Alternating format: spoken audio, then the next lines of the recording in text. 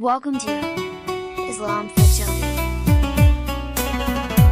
As dawn broke over the island of goodness, the treasure box lied hidden beneath the old oak tree, patiently waiting to be discovered. As Hassan and Leila awoke, they found Grandpa and Grandma conspiringly smiling over breakfast. With a gleam in his eye, Grandpa guided Hassan and Leila outside, gently encouraging them to explore the backyard. After hours of searching, shouts of joy rang out. They had found the small box. Inside, amongst the shiny coins and colorful beads, they found a letter reading, "The real treasure is in giving and spreading joy." Plant the seeds attached, care for them, and watch as they grow into your own giving trees. Moved by the message, Hassan and Leila planted the seeds, nurturing them lovingly, watering them.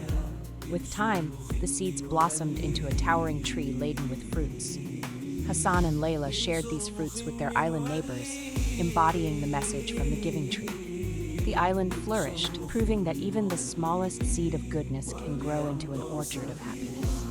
May Allah bless you all. Take care and Allah Hafiz. Please like and subscribe Islam for Children for more such videos.